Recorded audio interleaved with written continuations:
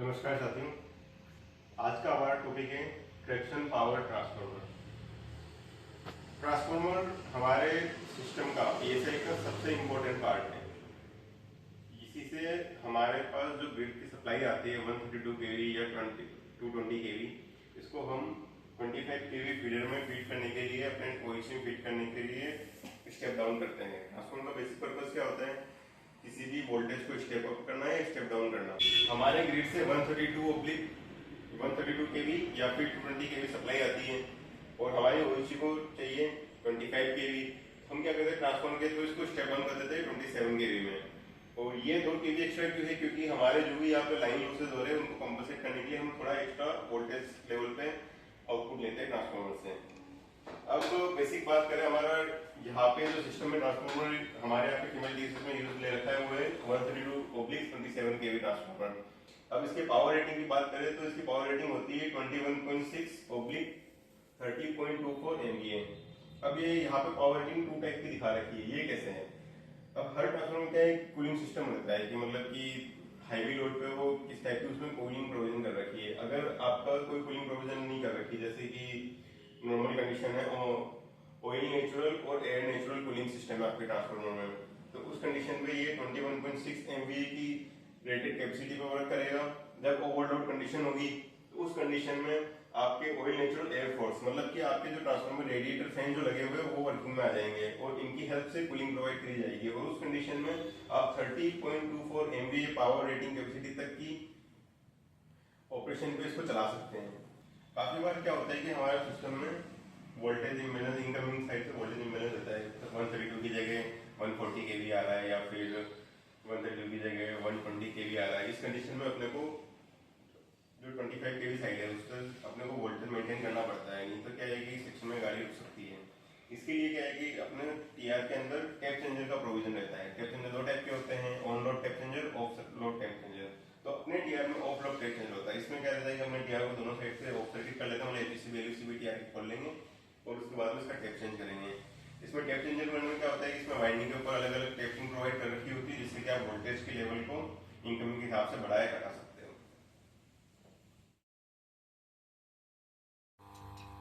ये हमारा टीआर है 21.6/30.24 MVA का।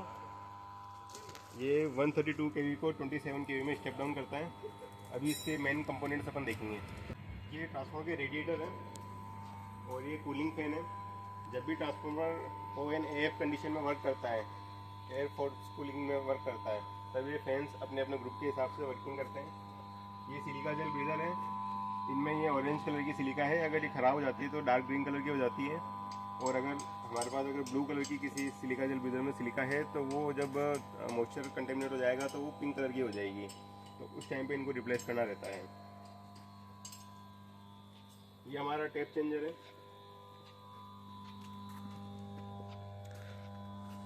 ये टैप चेंजर बॉक्स है।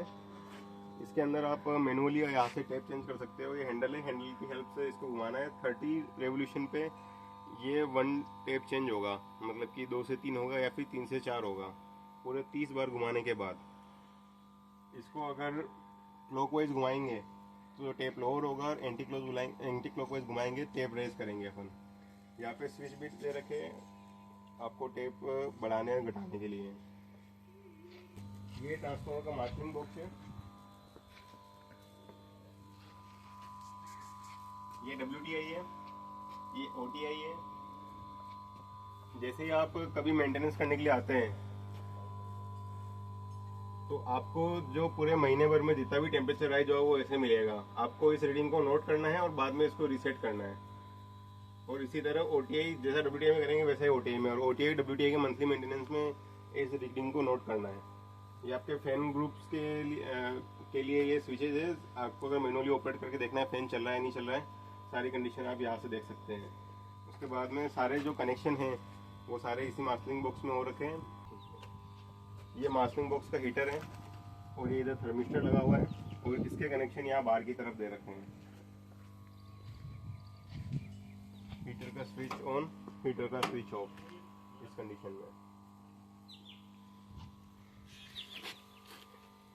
यहाँ नीचे की तरफ ऑयल सैम्पलिंग वाल्व है। यहाँ से आपको अगर बीडीवी लेना है, ऑयल का डीजीए कराना है, तो यहाँ से आप ऑयल का सैंपल ले सकते हैं। अभी आप देख सकते हैं जो ये रेड कलर का बॉक्स है, ये CTR का TCIV है। उसके बाद में उसके पास में बुकोज रिले है।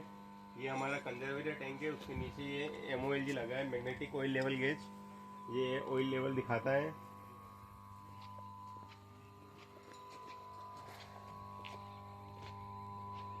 और यही कंजर्वेटर पीछे की तरफ POLG लगा हुआ है, प्रिज्मेटिक ऑयल लेवल गेज। ये हमारा PRB है। अब हम ट्रांसफार्मर का मेंटेनेंस स्टार्ट करेंगे। मेंटेनेंस में सबसे बेसिक रहता है आपका मंथली मेंटेनेंस। उसके बाद में ट्रांसफार्मर का हाफ ईयरली मेंटेनेंस करते हैं। उसके बाद में ईयरली मेंटेनेंस होता है। उसके बाद में 5 ईयरली रहता है और उसका POS रहता है। तो सबसे पहले अपन मंथली मेंटेनेंस का पार्ट देखते हैं। मंथली मेंटेनेंस में क्या क्या आता है। मंथली मेंटेनेंस में सबसे पहले आता है कि सबसे पहले PW लेना है अपने को। उसके बाद में दोनों तरफ डिस्चार्ज रोड लगानी है। उसके बाद में अपने को सबसे पहले देखना है कि कहीं किसी जगह से ऑयल लीकेज तो नहीं हो रहा है, कि कोई गैसकेट लूज है, कहीं नटबोल्ट लूज है, तो उन सबको टाइट करके इंश्योर करना है कि ट्रांसफार्मर किसी भी प्रकार का ऑयल लीकेज नहीं होना चाहिए। उसके बाद में ट्रांसफार्मर की क्लीनिंग करनी है। आपको बुशिंग की क्लीनिंग करनी है, कंजर्वेटर टैंक के आसपास क्लीनिंग करनी है। कहीं डस्ट एक्यूमुलेट नहीं होनी चाहिए, कहीं भी ऑयल एक्यूमुलेट नहीं होना चाहिए। इस तरह से पूरे ट्रांसफार्मर की क्लीनिंग करनी है। अब आपको सिलिका जेल की कंडीशन चेक करनी है कि सिलिका जेल की कंडीशन सही है या नहीं है, उसको रिप्लेसमेंट करना है या नहीं है। उसके बाद में जो सिलिका जेल के कप नीचे, ब्रीदर के नीचे जो कप है, उसके अंदर ऑयल का लेवल देखना है। अगर ऑयल अगर गंदा हो गया, ऑयल को रिप्लेस करना है और ऑयल का लेवल मेंटेन रखना है। उसके बाद में आपको ऊपर जो AC बुशिंग और LV बुशिंग, उसके ऊपर जो टर्मिनल कनेक्शन है, वो सारे कनेक्शन चेक करने हैं। आगे पीछे के किसी तरह से कोई भी कनेक्शन लूज नहीं होना चाहिए। उसके बाद में आपको जो आपकी बुशिंग्स हैं उसमें ऑयल का लेवल देखना है। ऑयल बुशिंग के अंदर ऑयल का लेवल बराबर है या नहीं। बुशिंग के ऊपर की तरफ जैसे ये आपकी बुशिंग है,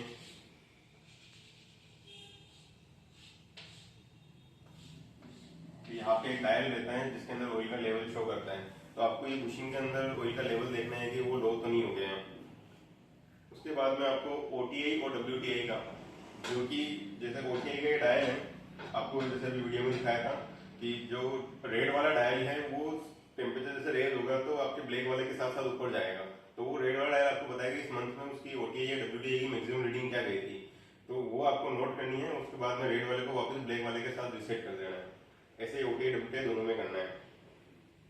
उसके बाद में आपको बुकोज रिले के अंदर गैस कलेक्शन देखना है। जो बुकोज रिले के ऊपर जो वेंट पाइप है उनमें देखना है कि कोई गैस कलेक्शन, उसको ओपन करके देखना है कोई गैस लीक तो नहीं हो रही है, मतलब कोई गैस एक्यूमुलेट बहुत नहीं हुआ है। अगर उसमें सिर्फ ऑयल निकल रहा है मतलब कि कोई गैस एक्यूमुलेट नहीं हुई है। और अगर पहले बबल्स के साथ में कोई गैस आ रही है तो वो भी नोट करना है आपको। अब आपको देखना है मार्शलिंग बॉक्स में हीटर के कनेक्शन, हीटर मतलब हीटर की कंडीशन वर्किंग कंडीशन में है या नहीं, खराब तो नहीं हो गया है और चालू है या बंद कंडीशन में है, इसको नोट करना है आपको। इस तरह हमारा मंथली मेंटेनेंस का पार्ट कंप्लीट हो जाता है, जो मेनली एक विजुअल इंस्पेक्शन है और साथ में क्लीनिंग करनी है आपको और कनेक्शन टाइप करने हैं। ये हमारा मंथली मेंटेनेंस कंप्लीट हो जाता है। इस तरह ये मंथली मेंटेनेंस करने के बाद हमको अगले 6 मंथ में हाफ ईयरली मेंटेनेंस करता है। हाफ ईयरली मेंटेनेंस में ये जो मंथली मेंटेनेंस में अपने सारे पार्ट कवर करे थे, ये सारे पार्ट कवर करने हैं। उसके अलावा एक्स्ट्रा पॉइंट भी अपने को कवर करने हैं।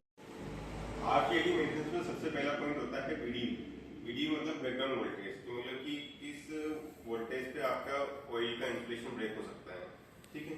तो इसके लिए RDS के इसमें 30 डिवीजन 2 में हमें बताया गया है कि अगर आपका ऑपरेटिंग वोल्टेज 72.5 kV से कम है तो मिनिमम BDV 30 kV होना चाहिए ऑयल का। अगर 72.5 से 145 kV के बीच में ऑपरेटिंग वोल्टेज है तो 40 kV मिनिमम BDV होना चाहिए। अगर 145 kV से ज्यादा है तो 50 kV मिनिमम BDV होना चाहिए। अगर इस स्पेसिफाइड वैल्यू से अगर आपका BDV कम आता है तो उस केस में आपको ऑयल फिल्ट्रेशन की जरूरत रहती है, ठीक है। तो आपको सैंपलिंग वॉल से सैंपल लेने के बाद में ऑयल की BDV टेस्ट करना है और इस रेंज का ध्यान रखना है कि इस रेंज से अगर वो बाहर नहीं जा रहा है। इसके बाद में आपको आर्किंग हॉर्न का गैप मेजर करना है। अगर HV साइड में आप आर्किंग हॉर्न का गैप मेजर करोगे तो वो 500 से 900 के बीच में आना चाहिए और अगर LV साइड में आप मेजर करोगे तो वो 150 से 300 mm के बीच में आना चाहिए। उसके बाद में आपको टेप पोजीशन देखनी है, आपका ट्रांसफार्मर कौन सी टेप पोजीशन पे है। और उसके बाद में आपको हर एक टेप का ऑपरेशन करवा के आपको इंश्योर करना चाहिए कि सारे टेप के ट्रांसफार्मर का जो ऑपरेशन हो रहा है, मतलब टेप स्विच हो रहा है टेप 1 से 2, 2 से 3, 3 से 4, तो बिल्कुल स्मूथ ऑपरेशन होना चाहिए। आपको बाद में फाउंडेशन की कंडीशन चेक करनी है। ट्रांसफार्मर का फाउंडेशन है जो रेल के ऊपर ट्रांसफार्मर प्लेस कर रखा है, वहाँ कोई जंग तो नहीं आ रहा है, फाउंडेशन में कोई क्रैक तो डेवलप नहीं हो रहा है, और कहीं पे कोई पानी तो इकट्ठा नहीं हो रहा है। इन चीज़ों का ध्यान रखना है। उसके बाद में आपको अर्थ कनेक्शन चेक करने हैं कि अर्थिंग, जो ट्रांसफार्मर की अर्थिंग कर रखी है वो प्रॉपर हो रखी है या नहीं हो रखी है। उसके बाद में आपको एम्बिएंट टेम्परेचर लेना है और उसको रिकॉर्ड करना है।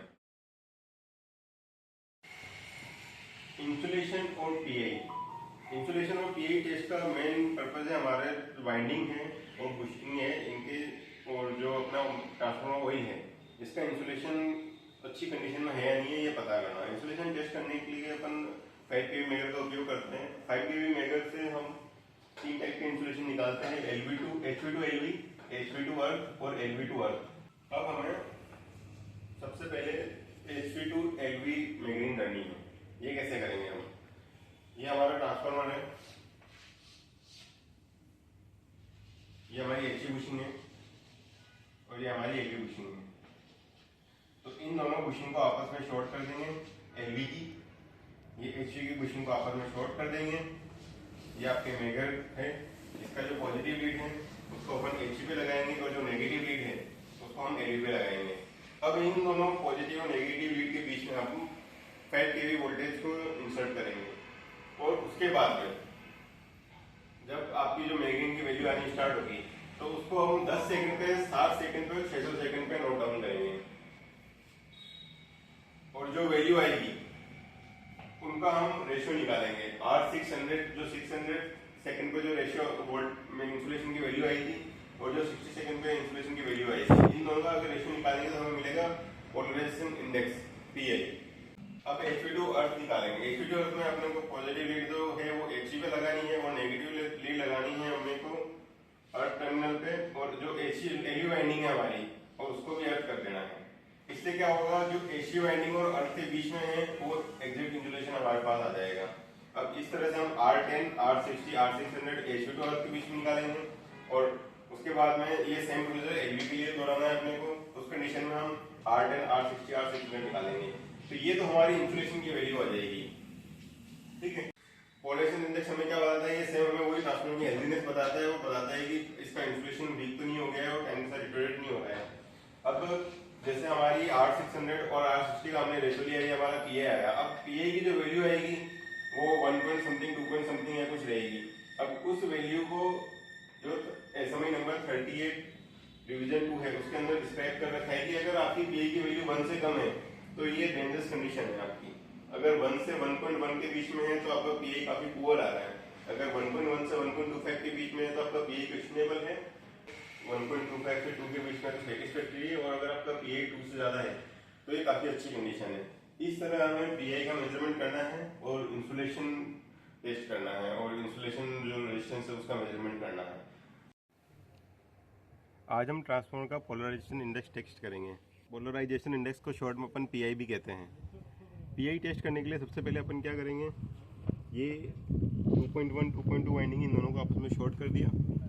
ये 1.1, 1.2 जो अपनी प्राइमरी वाइंडिंग इन दोनों को आपस में शॉर्ट कर दिया। अब जो अपना मेगर है, मेगर का पॉजिटिव टर्मिनल अपने HV वाइंडिंग पे लगा दिया और नेगेटिव टर्मिनल LV वाइंडिंग पे लगा दिया।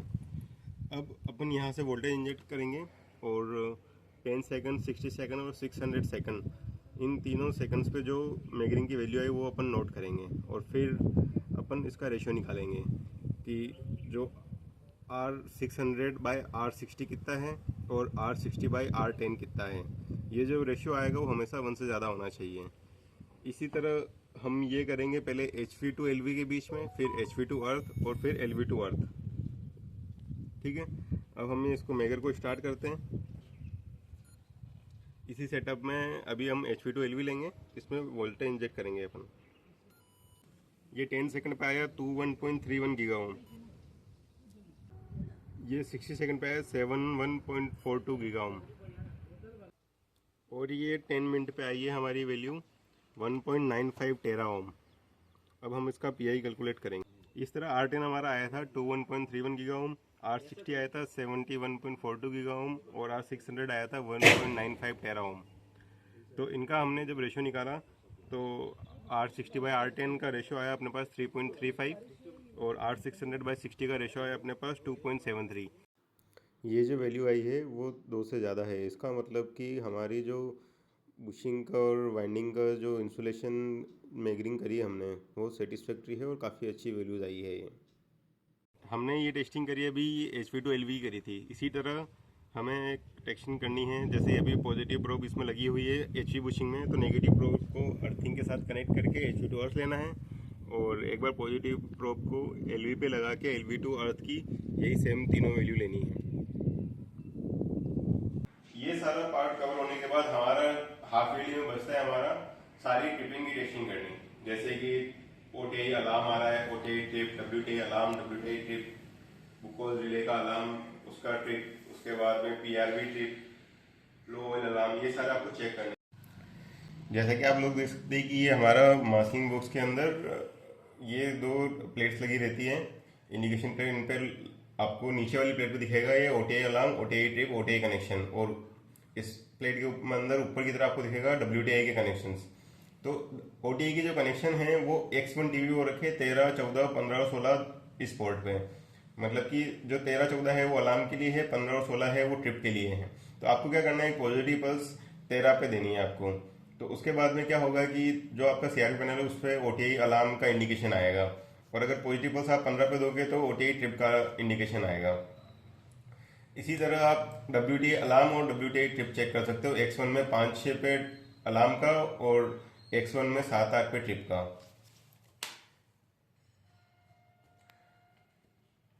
जैसे ये अभी आपका ये दिख रही है X1 TV मास्किंग बॉक्स के अंदर, इस पे देखिए 5, 6, 7, 8 ये आ गए आपके WTI के, और 13, 14, 15, 16 ये आ गए OTI पे। इनमें आपको 13 और 15 पे पॉजिटिव इंपल्स दोगे आपको अलार्म और ट्रिप का इंडिकेशन आएगा। ऐसे ही इधर WTI के लिए अलार्म और ट्रिप का इंडिकेशन आएगा।